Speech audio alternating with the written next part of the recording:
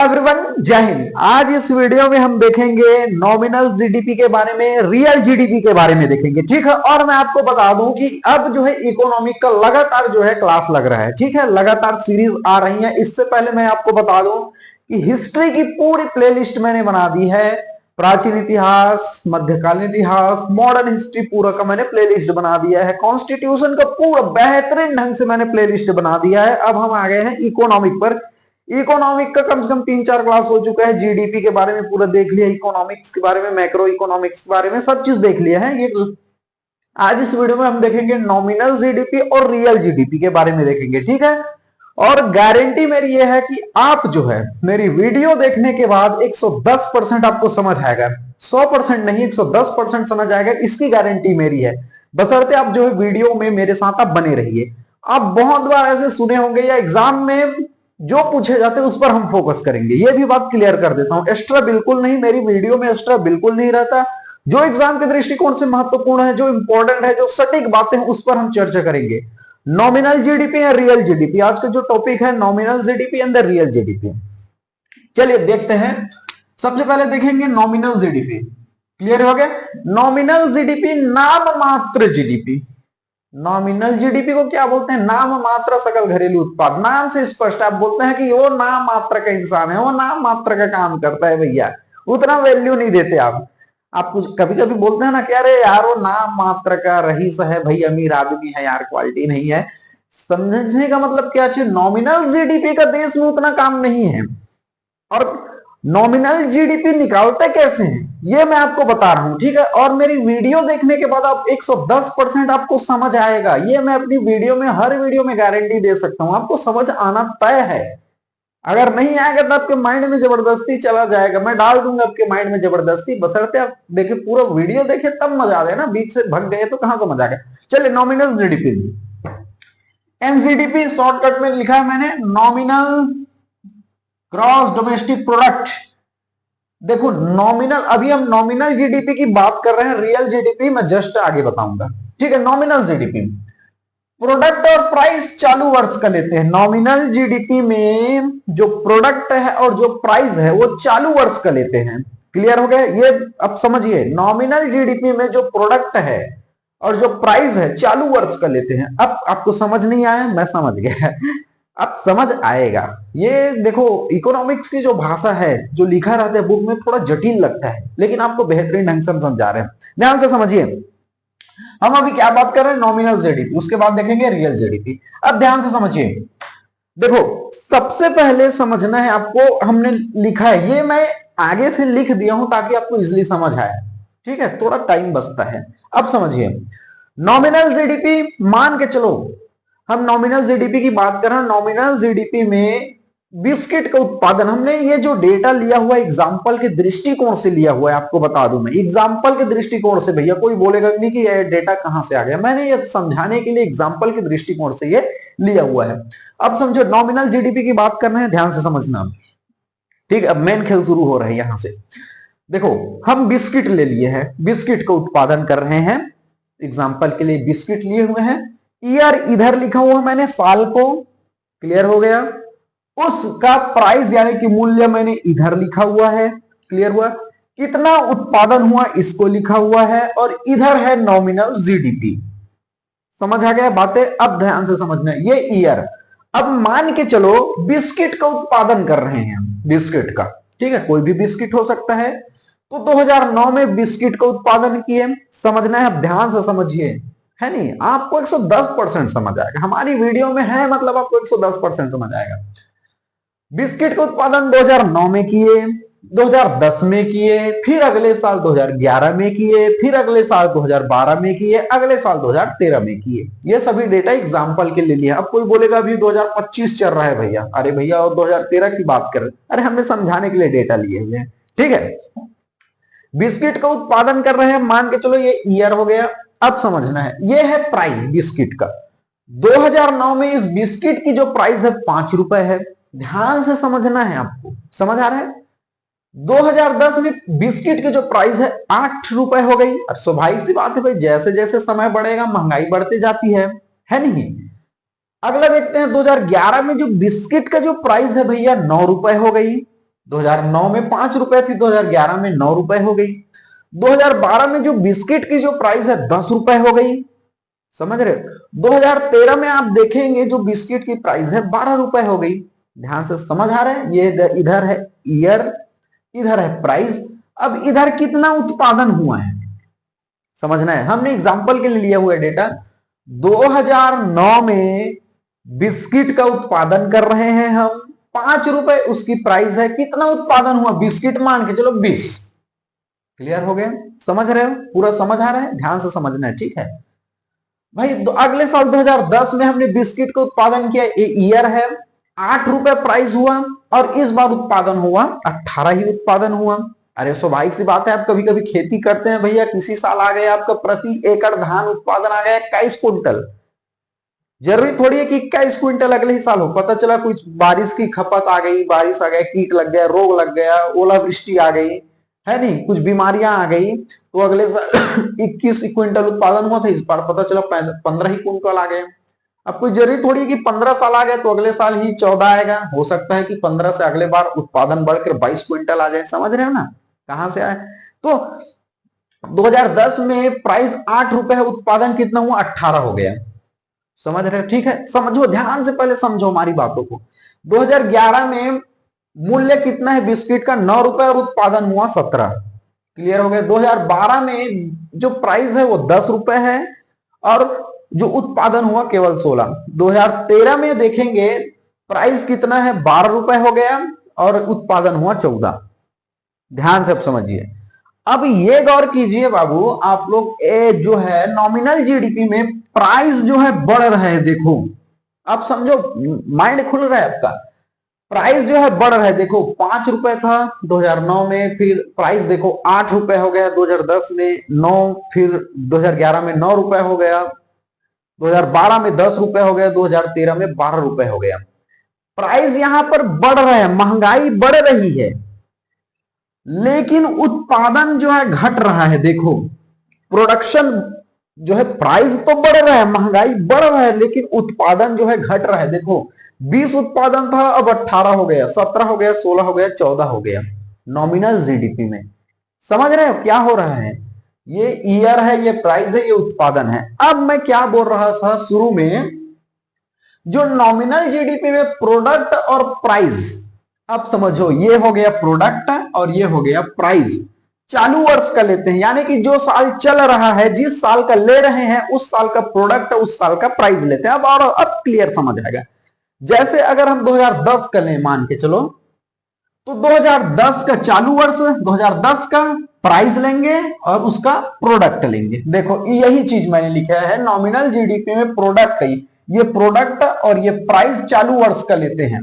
तो जो साल चल रहा है, जो साल का ले रहे हैं उस साल का प्राइस लेंगे, उस साल का प्रोडक्ट लेंगे। क्लियर हो गया। तो नॉमिनल जीडीपी में यही बोला है, प्रोडक्ट और प्राइस चालू वर्ष का लेते हैं। अब अगर हम मान के चलो 2009 ईयर कर रहे हैं और कहीं प्राइस इसका और प्रोडक्ट इसका ले रहे हैं, तो फिर कहां से हुआ। अरे भैया जो वर्ष है उस वर्ष का प्राइस, उस वर्ष का प्रोडक्ट। क्लियर हो गया नॉमिनल जीडीपी में। अब ध्यान से समझिए इस चीज को, यहां पर महंगाई बढ़ रहा है, यहां पर प्रोडक्शन घट रहा है। आप देख रहे हैं, ये जो मैंने ग्राफ बनाया हुआ, जो डेटा लिखा हुआ उसमें आपने देखा। अब ध्यान से समझना है आपको। अगर आपसे ये पूछे कि 2009 का नॉमिनल जीडीपी क्या है, 2009 का नॉमिनल जीडीपी क्या है, तो मैंने क्या बोला कि जो वर्ष बोले हैं उस वर्ष का प्राइस, उस वर्ष का प्रोडक्शन। देखो 20 पंचे 100, कैलकुलेशन हुआ 20 पंचे 100।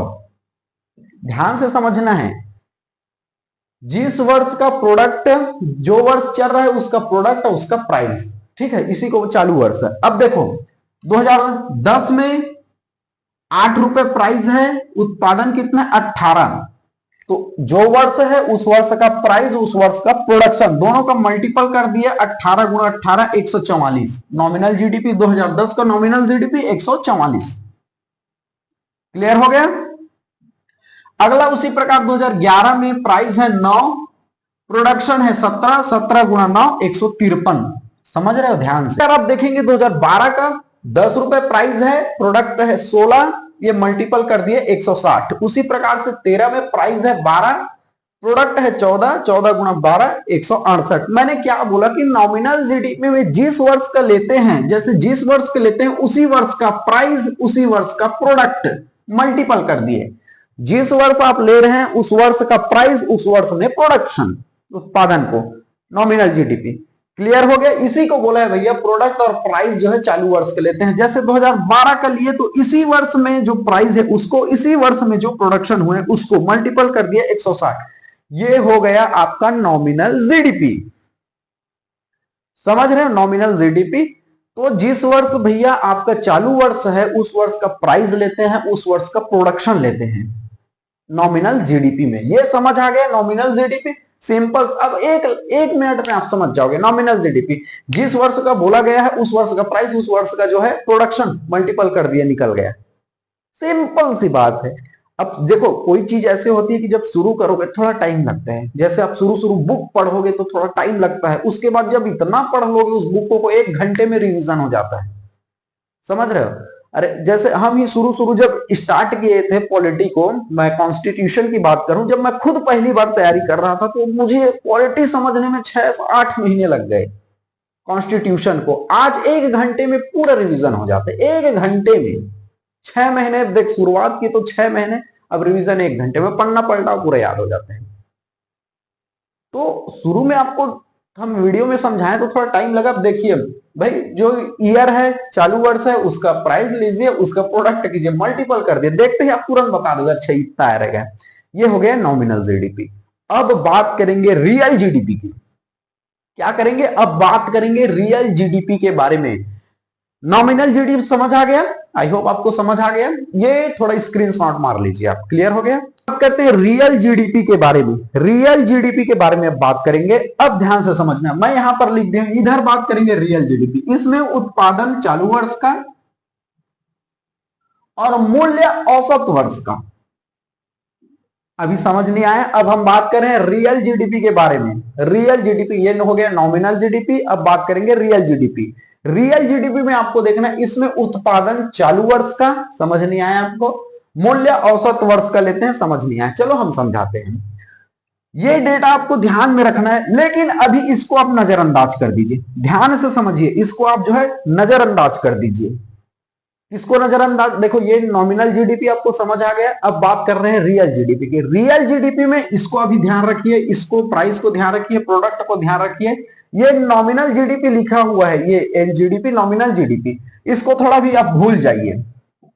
ठीक है, आप जो है इसे भूल जाइए। मैं फिर से बोल रहा हूं, इसको अभी नजरअंदाज कीजिए। रियल जीडीपी में अभी वर्तमान में हमारे बता देता है कि इसको अभी नजरअंदाज करेंगे। ठीक है, अब हम बात कर रहे हैं रियल जीडीपी की, इसे अभी भूल जाइए। ठीक है, अब हम बात करेंगे रियल जीडीपी की। मान के चलो 2009 में प्रोडक्शन सेम वही डेटा है, बाकी सभी चीजों को सेम वही रखना है। क्लियर हुआ? रियल जीडीपी में भी इन तीनों को सेम रखना है, अभी नजरअंदाज इसको कीजिए। क्लियर हो गया बात? अब ध्यान से समझिए, रियल जीडीपी की बात करें, 2009 में प्राइस है 5 रुपए, प्रोडक्शन हुआ 20 रुपए। क्लियर हो गया? एक बार मैं फिर से रिपीट कर, रियल जीडीपी की बात कर रहा हूं मैं, है नहीं, इसलिए इसको दोबारा बता रहा हूं। 2010 में प्राइस है 8 रुपए, 18 प्रोडक्शन हुआ, उत्पादन हुआ। 2011 में प्राइस है 9 रुपए, 17 प्रोडक्शन हुआ। 2012 में 10 रुपए है, 16 प्रोडक्शन हुआ। 2013 में 12 रुपए है, 14 प्रोडक्शन हुआ। अब रियल जीडीपी में क्या होता है कि औसत वर्ष का प्राइस लिया जाता है। मान के चलो, एग्जाम्पल के लिए मैं बोल रहा हूं, इसमें मैं जो है लिया जाता है, औसत वर्ष लिया जाता है और औसत वर्ष के प्राइस को लिया जाता है। अब ध्यान से समझिए, अब और समझ आएगा आपको। मान के चलो मैं इनमें से एक औसत वर्ष ले लेता हूं, ये ले लेता हूं 2009 को। ध्यान से समझना है, ठीक है? रियल जीडीपी में औसत वर्ष लिया जाता है और इसमें जो ये औसत वर्ष के प्राइस को लिया जाता है। ठीक है, रियल जीडीपी में कोई एक औसत वर्ष लिया जाता है। देखो 2011 को औसत वर्ष लिया गया था। ठीक है, ये गवर्नमेंट जो है ऐसे वर्ष को लेती है जिस साल ज्यादा ना तो उत्पादन हुआ हो, ज्यादा विकास ना हुआ, ज्यादा कम भी प्रोडक्शन ना हुआ, तो एवरेज वाले को ईयर को लिया जाता है रियल जीडीपी में। हमने यहां पर एग्जांपल के तौर पर 2009 को औसत वर्ष ले लिया। 2009 को औसत वर्ष ले लिया, तो रियल जीडीपी में औसत वर्ष का प्राइस को लिया जाता है। मैंने एग्जांपल के लिए क्या लिया, ये औसत वर्ष, यहां पर लिख देता हूं मैं इसे औसत वर्ष। ध्यान से समझना है आपको। मैंने 2009 को औसत वर्ष ले लिया और औसत वर्ष के ही प्राइस को लेंगे, ठीक है, लेकिन प्रोडक्शन चालू वर्ष का रहेगा। अब देखो कैसे होगा, अब समझ आएगा आपको। 2009 को हमने औसत वर्ष ले लिया, क्लियर हो गया। प्राइस ये सभी में रहेगा। यहां पर देखो उत्पादन चालू वर्ष का, अभी देखिए अब जब लिखूंगा तो और समझ आएगा आपको, ठीक है। 2009 औसत वर्ष ले लिए हमने, प्राइस 5 रुपए है, प्रोडक्शन 20 रुपए। अब ध्यान से समझिए, प्राइस जो है औसत वर्ष का रहेगा, देखो ध्यान से, उत्पादन चालू वर्ष का, देखो ये उत्पादन है 20 गुणा प्राइस 5, ये सब ध्यान से समझिए अब और आपको समझ आएगा।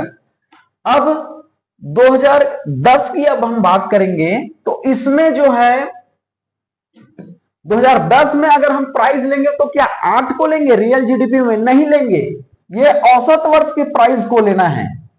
समझ आया? ध्यान से अब समझिए मैं क्या बोला, रियल जीडीपी में एक वर्ष चूज करते हैं, औसत वर्ष, औसत वर्ष की ही हम जो है प्राइस को लेते हैं, लेकिन ये उत्पादन जो है ये सभी अलग अलग रहता है, ठीक है। अब देखो जब लिखूंगा समझ आएगा। 2009 में हमने प्राइस लिया 5 और उत्पादन 20, 100 आ गया रियल जीडीपी। ध्यान से समझिए अब ये और समझ आएगा। अब 2010 में अगर हम लेंगे तो 8 रुपए प्राइस नहीं लेंगे, याद रखिए। इसका जो प्रोडक्शन है चालू वर्ष का लेंगे, जैसे प्रोडक्शन है 18, लेकिन प्राइस किसका लेंगे हम, औसत वर्ष का लेंगे। क्लियर होगा? यहां पर औसत वर्ष 18 पंचे 90, क्लियर हो गया। और लिखूंगा भी तो और समझ आएगा, देखना। अब 2011 का लेंगे तो क्या प्राइस 9 को लेंगे, नहीं, औसत वर्ष का प्राइस लेंगे। तो इसका उत्पादन कितना है, 17 है, का प्राइस लेंगे, देखो यहां पर गुणा 5, 17 पंचे 85, ठीक है। अब 2012 में रियल जीडीपी निकालना है तो 2012 तो लेंगे, प्राइस क्या लेंगे इसको, नहीं, प्राइस जो है औसत वर्ष का लेंगे। तो यहां पर इसका 2012 का प्रोडक्शन क्या है, 16, तो 16 गुणा 5, 16 है, और प्राइस औसत वर्ष का लेंगे 5, ठीक है। तो 16 गुणा 5, 16 पंचे 80। ध्यान से समझिए। अब 2013 में जब आएंगे तो प्राइस तो भैया 12 का नहीं लेंगे, प्राइस लेंगे औसत वर्ष का, और प्रोडक्शन 14 गुणा 5। अब क्या समझे, ये है रियल जीडीपी आपकी। अब देखो ध्यान से, अब समझो मैं यहां पर क्या लिखा था, इसमें उत्पादन चालू वर्ष का, मैंने क्या बोला, जो ये उत्पादन है, देखो जो जो वर्ष आ रहा था 2009 में तो 20 उत्पादन लिए, इसी को बोला गया चालू वर्ष। जो वर्ष को लिया उसको उत्पादन लिए। 2010 लाए तो उत्पादन 18 लिए यहां पर। 2011 में जब आए तो उत्पादन चालू वर्ष का लिए। 2012 में आए उत्पादन तो 16 लिए। 2013 में आए तो 14 लिए। लेकिन मूल्य ये प्राइस औसत वर्ष का लिए है। देखो इसे औसत वर्ष माने हैं, और प्राइस जो है औसत वर्ष के लिए है। देखो यहां पर पूरा प्राइस जो है औसत वर्ष के लिए हुए हैं। औसत वर्ष 2009 को माने और प्राइस 5। यहीं पर तो मैंने लिखा है कि भैया जो मूल्य है औसत वर्ष का लिया जाता है, ये मूल्य जो है औसत वर्ष का लिया जाता है, लेकिन उत्पादन, ये जो उत्पादन है ये चालू वर्ष के, यानी 2009 में आए तो उत्पादन 20, 2010 में आए तो 18, 2011 में आए तो 17, 2012 में आए उत्पादन, तो यही उत्पादन चालू वर्ष का लेते हैं, लेकिन जो मूल्य है वो औसत वर्ष के लिए है। देखो मूल्य पूरा औसत वर्ष के लिए है, और औसत वर्ष कौन है, 2009 में मूल्य 5। समझ आए? यही बोला है रियल जीडीपी में मूल्य जो है औसत वर्ष का लेंगे, और जो प्रोडक्शन है वो पूरा अपना चालू वर्ष, जो वर्ष में आए वो वर्ष का उत्पादन लिए। क्लियर हो गया? ये था रियल जीडीपी। और नॉमिनल जीडीपी में क्या करते थे, गुणा करते चले जाते थे, ठीक है, जो वर्ष है। अब नॉमिनल जीडीपी और रियल जीडीपी में बेसिक डिफरेंस समझिए, ठीक है। अब नॉमिनल जीडीपी की बात कर रहा हूं, ठीक है, ये नॉमिनल जीडीपी। नॉमिनल जीडीपी में क्या कर रहे थे, जो वर्ष लिए उस वर्ष का प्राइस, उस वर्ष का उत्पादन, नॉमिनल जीडीपी में यही कर रहे थे। जैसे 2010 लिए तो 2000 नॉमिनल जीडीपी की बात कर रहा हूं, उस वर्ष का प्राइस, उस वर्ष का प्रोडक्शन कर रहे थे नॉमिनल जीडीपी में। लेकिन रियल जीडीपी में क्या करते हैं, एक औसत वर्ष लेते हैं। जैसे 2009 को मैंने औसत वर्ष लिया, इसका प्राइस हर जगह सेम रखेंगे। देखो यहां पर मैंने प्राइस जो है हर जगह सेम, यानी कि मूल्य औसत वर्ष का लेते हैं। औसत वर्ष का मैंने मूल्य लिया रियल जीडीपी में, लेकिन जो उत्पादन है जिस जिस साल आ रहा है वो चालू वर्ष का ले रहे हैं। जैसे 2013 में उत्पादन 14 है तो 14 लिए, लेकिन प्राइस औसत वर्ष के लिए। रियल जीडीपी में 2012 उत्पादन तो 16 का लिए, लेकिन प्राइस 5 के लिए। यही बोला है, इसमें उत्पादन चालू वर्ष का और मूल्य जो है औसत वर्ष का लेते हैं। अब ध्यान से देखना है आपको, ठीक है। ये था हमारा नॉमिनल जीडीपी, ये था हमारा रियल जीडीपी। हम क्या कर रहे थे भैया, 2010 में अगर कोई पूछे हमारे देश का नॉमिनल जीडीपी तो 144 आ रहा था, ठीक है। 2000 अगर पूछे कि भैया भारत देश की जो है 2010 में जो है नॉमिनल जीडीपी इतना है 144, अरे बाप रे कितना प्रोडक्शन हो रहा है। नॉमिनल जीडीपी नाम मात्र का, जब रियल पर आए तो पता चला भैया ये 2010 में नॉमिनल जीडीपी में तो 144 है, लेकिन रियल में इसका उत्पादन 90 हुआ है। देखो कितना नीचे आ गया, समझ आ रहे।